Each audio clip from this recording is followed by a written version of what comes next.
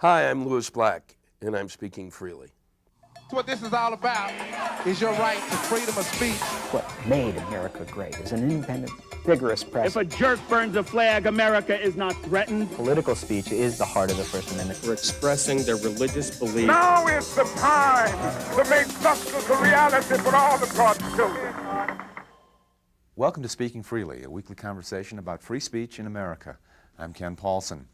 Our guest today has been called America's foremost commentator on everything, Louis Black. Now, who exactly called you America's foremost commentator? Somebody who was kind of working as a semi-agent at the time, and it stuck. It works, doesn't it? I guess so. It's one of those things that kind of irritates you, when you hear it, because you go, oh man, what kind of an ego does that idiot think he has? But it's kind of stuck, which is fine. And I do have a tendency I'll talk about anything. It's almost sad. Well, and most people hear your commentary on The Daily Show. Yes. What a remarkable story The Daily Show is. I mean, it's got a great audience, great following among young people. A little scary that a lot of them say they get their news from Jon Stewart, and I gather they get their opinions from you. Apparently. I think they had the opinions. I mean, we were trying to figure it out the other day what the affinity is to the college audience and myself, and it's I think it's the sense of being somewhat disenfranchised. I think that's where it is, or either I'm emotionally stunted, and that show's been pitched probably for the last 20 years, ever since that was the week that was. Anyone who kind of did topical humor and went into an office at any of the major networks or even at PBS and said, why don't we do, and all I ever heard were politics aren't funny. So what makes this work? The Daily Show? Yeah. Why does this work? I think the time. I think, what is it, 4 or 5 channels of news 24 hours a day. I think that's the deal. I think that it's a filter. It works as the filter in the sense that we're inundated. So in a sense, we arise out of the fact that, after all of that news, you almost need to step back and have somebody even satirize the content. I mean, or the style. And of course, you had that classic training ground for comedy, your work with the Appalachian Regional Commission. Wow, you guys did research, How did this happen? That was a mistake. The Appalachian Regional Commission was like, I believe, either started under Kennedy or Johnson. It was a poverty agency, an anti-poverty agency. You never hear those words now because things are going so well. But it really was, and I was living I lived outside of D.C. I was born and raised in Silver Spring, Maryland, and it was a civil service job. Nixon was in the White House. I applied for the job, and I was put into this commission that essentially was there in order to really kind of awaken the economy of Appalachia. And I'm there with some civil servants who really had been put in, who'd arrived earlier on when the commission was formed, and a ton of Nixon appointees. And it was a spectacular year. So you saw government from the inside. Yeah, I actually did. This actually occurred where they really didn't know what to do with me. I mean, I was kind of there as an assistant, and I would kind of get stuff done pretty quickly, so I was always looking around for stuff. And at one point, they had assigned me to some guy, and he didn't like me, and I didn't like him. And they had me in a room that it was, like a little cubby hole. I moved all of the things that were in this closet to this closet across the way. And it was and I made people come in and yelled, look at what I just did. What is the matter with you people? Isn't there something I can, even if I did windows, it would make more sense. And it didn't leave you with a positive impression of the workings of government, I guess. It didn't. It left me, when people talk, when they say, when they talk about, well, I don't want money going into government. Government is people. Government isn't a thing. It's human beings, and it provides jobs. And if we don't provide those jobs, I don't know what these people think these people are going to do otherwise. I think it was remarkable at that time that there were a group of civil servants whose main energy was directed at trying to help people better themselves. And I thought that was astonishing. And there were all sorts of things that they were trying to dismantle this agency at the time. So it was kind of extraordinary in a way. I mean, for every bad, there was a good, but that's the way it works, you know. It's, they use the word bureaucrat, but a bureaucrat's a person.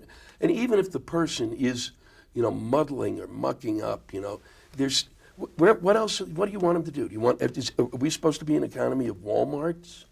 Are we all supposed to be kind of bringing shoes that are shined to someone who needs them shined? I mean, it's crazy to me. So, having given up your dream of government service, you moved into comedy. Yes. How did that happen? I started out as a playwright. I started out thinking I was going to be a theater critic. And I thought, that's sick. And I thought I really should do something. I wasn't a very good actor. I didn't want to direct. That requires actually someone to pay attention and, stay focused for a longer period of time. But I did like to write. In high school, we'd worked on a production that I wrote my own character for, and that kind of hooked me on it. And so I started pursuing playwriting, and on the side began to do stand-up because how many plays are you going to get done in a year?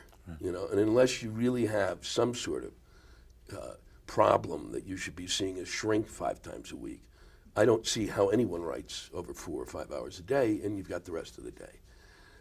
And also, it was a chance for me to write something and perform it, so I could always get something done that I had written. But it was like, for a long time, I would rather have, I was always thinking I'd rather have a better actor than me doing it. Reading reviews of your work, or interviews with you, every journalist, every reviewer, they have these adjectives they like to attach to you, and a lot of references to angry, enraged, frustrated, vitriolic. They paint a very, very angry man, and if you, as you know from your performances, you can get that impression. Yes. Where's that persona from? Is that really you? That's a part of me. I think anyone with any intelligence at all who works in the entertainment industry and hasn't gone through a period of anger is an idiot. This profession, I think as much as any other, is so frustrating, in the sense that you deal with people, you go into offices and you deal with people that are you go, this is unbelievable. And that you're sitting here and the fate of your life is in the hands of a complete moron. And the thing that just the kicker is not so much how did he get that job or she, it's like, how did you end up sitting here? You could have that job, moron. That's the job where when you go out of town, they put you up. This guy gets put at the Ritz-Carlton, and I'm down at the Motel 6. And so I think that's always, kind of been a part of it, and also it started when I was young. I mean, I always had some sort of a problem with authority, and it came my family. My mother was pretty angry about stuff. I mean, she was in the Women's Strike for Peace and all of that, and she was always, literally the TV would be on while we ate dinner, and she would be screaming at it. And my father worked for the government, but anything that came up, government-wise, he would actually read the stuff, and nobody does that. And when I was 13, he was sitting in a chair reading a book, and he was laughing.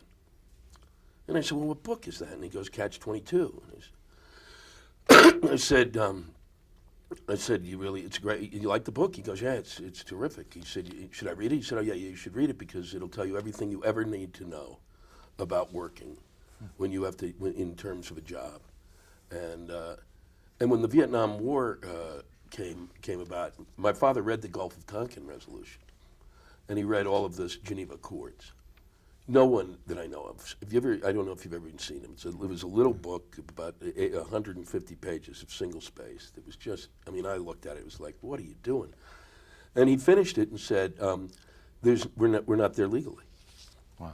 Which is, you know, so that was kind of the base.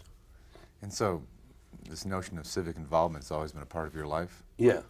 I mean, you know, yeah, I think it's always been, it's been there.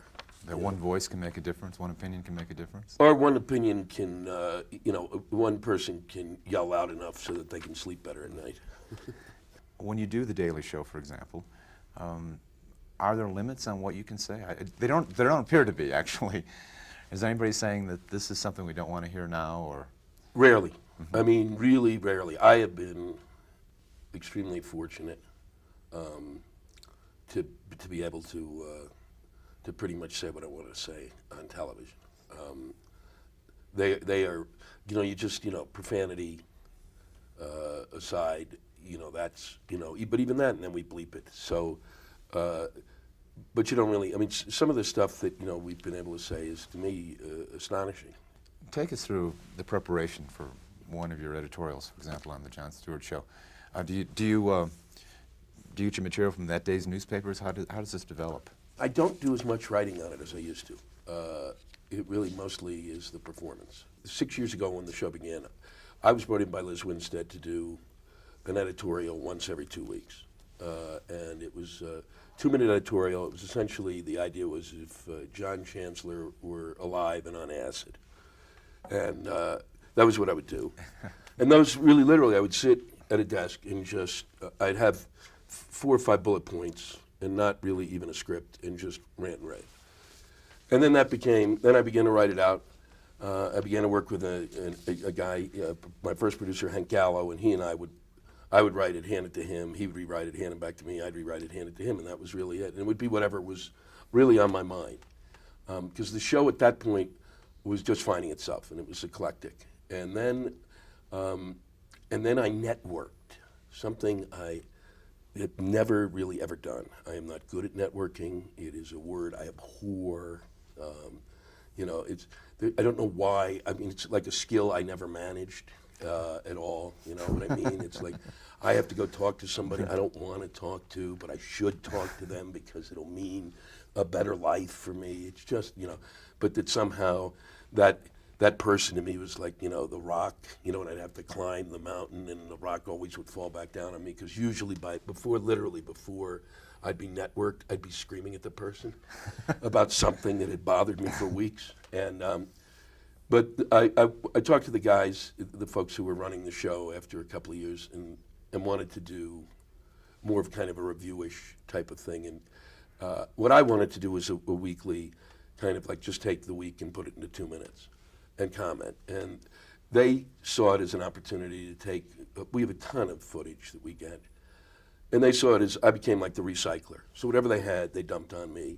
And then I would sit around with 2 writers and Hank, and we would watch this. And it was a guy named J.R. Havlin and Paul Mercurio. And for like 2 or 3 years, we'd go in, watch it, and we would just pick out what we were going to take and come up with a theme, and I would take it away, write, you know, from their punchlines, my point of view, and then we'd all put it together, and I would come out yelling and screaming. And from that, when John took over, he really put his stamp on the show. So he really tried to find a single voice for the show. I had been working as a barony unto myself, and they put me under the umbrella. And once they did that, it really became more about making it part of the show. And once it became more part of the show, the writers really took over the writing of it. And they sit and watch these things, and I'll call in, I'll say, I've seen this, I'll do this, what about this? I put the input in that way, or I'll have stuff, if they come up with something, if there's stuff that I have, I'll throw it into the mix. But But what's happened is the writers know my voice. It's become a distinctive voice. So in a lot of ways, it's great because it allows me the freedom to kind of travel around and do other things. So when you get a script, have you ever said, no, this is too cruel, this is too distasteful, I can't go there? No. I had a hunch that was the case. No, I have never, no. We had a thing, this is the worst thing we ever came up with. And I hate to say it, but I wanted to get it on television for a long time. There was a guy, we were watching a guy speaking, he was from mainland China, and he was being really distinct in his accent. I mean, and really trying to be very clear about, you know, the words that he was saying in Chinese, and he is Chinese. And the thing that we said was, that's the Chinesiest guy we've ever seen, and that they said was too much. That was over the line, but even we knew it was kind of over the line. But really, there isn't a lot that I think is over the line.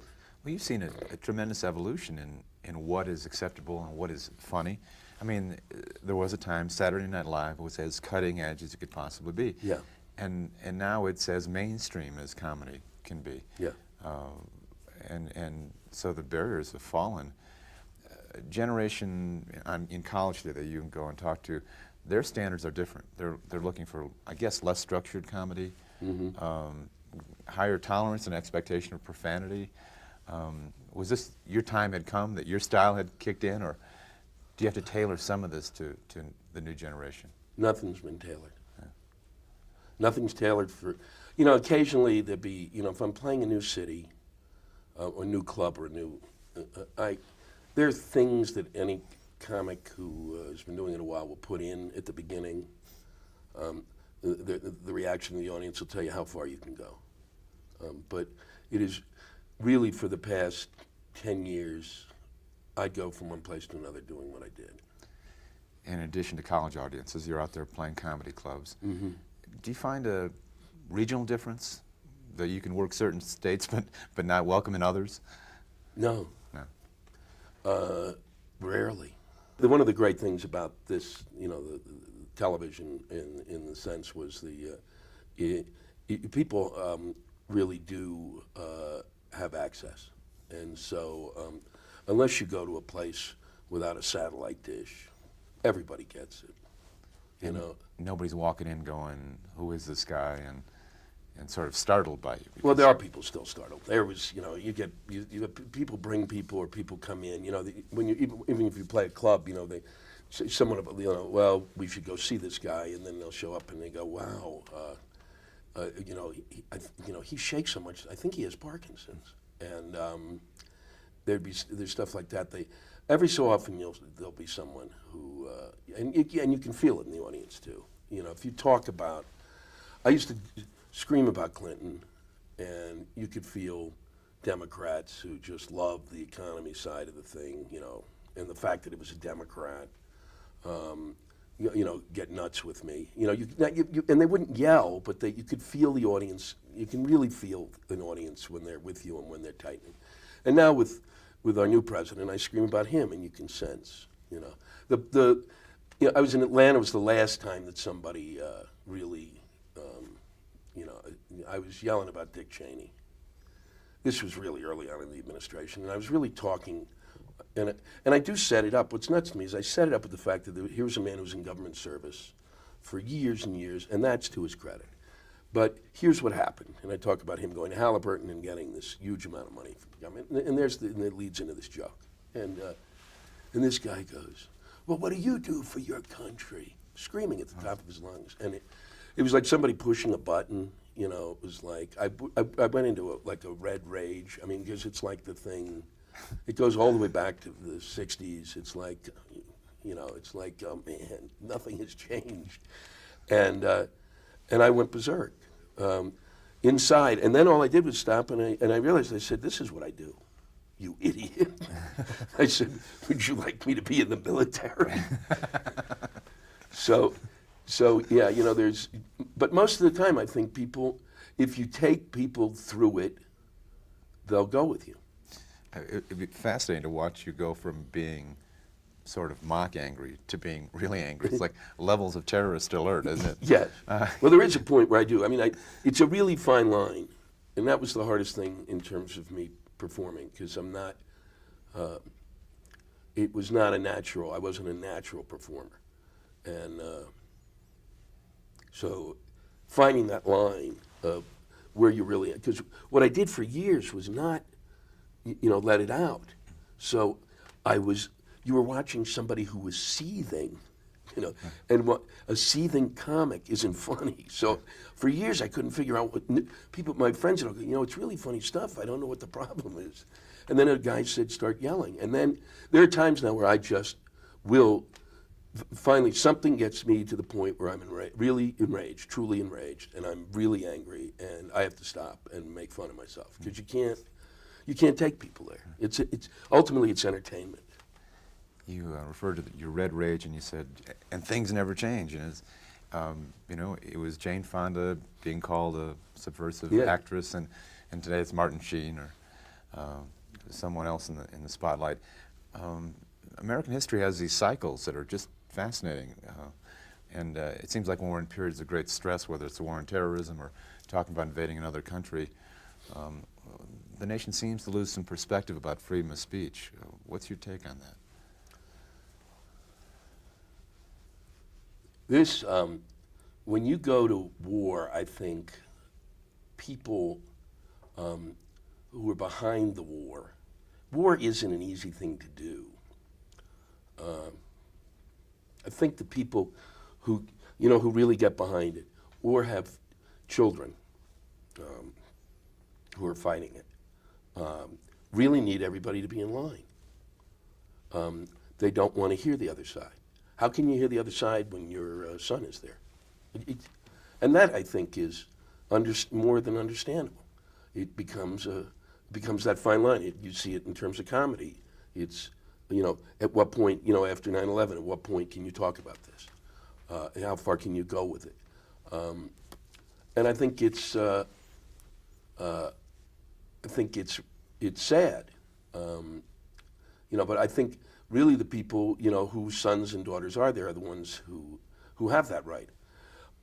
Anyone who doesn't really have a child there and is behind the war, they better keep their sense of humor, as far as I'm concerned. I mean, that's the deal. And they lose it. Right. They lose it because one thing that's always important in this country loves its rules. And there's a lot of people who love rules. And part of the rules is, when we decide to do, when supposedly the majority decides to do something, you better step in line. And it's idiotic. It's like it's high school. It's literally. Like I used to say in my act when I first started working, the real world is just like high school, only there are more places to eat. You mentioned not long ago, you're talking in an interview about political correctness, and you're quoted in the National Review actually as saying, these days it takes guts to make fun of anybody or anything. How do we come to this point? I don't know. I think it's sad. I mean, because it's a throwback. I think it has to do with 9/11. I think it has to do with a really antiquated form of thinking. We literally have gone back to attitudes that were really prevalent in the 50s and then even into the 60s. And it's amazing.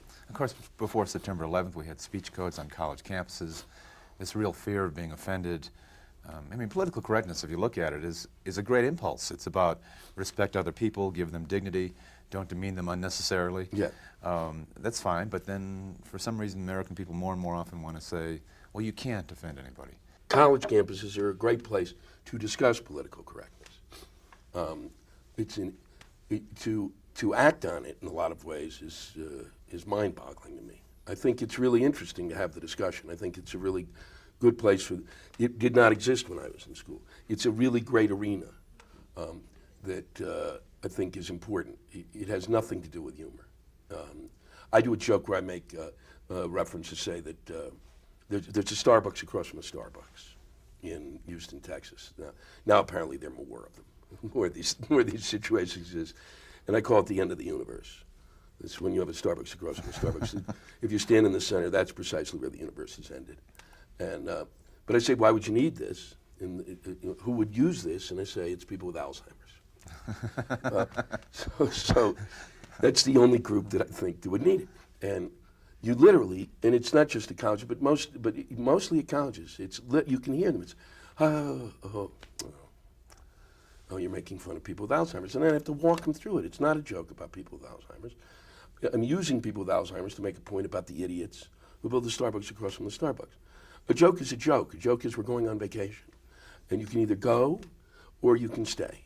And as soon as I say Alzheimer's, they panic and go, I'm not going with you. Jokes, as we grow older, I believe, we see more. But what happens is as we grow older, we see more and more and more. We see more crap, if you will, and you need and the jokes as a result have to be sicker, which means that we need a more kind of a different kind of a shovel each year to dig the crap that's in our head and get it out. And that's what a joke is. All it does is it takes this stuff and it gives you a release for it. And otherwise, with political correctness, the only joke that works is a knock-knock joke. Thank you so much for being on Speaking Freely. It was really fun. Great conversation. Join us next week as we continue our discussion on free expression and the arts.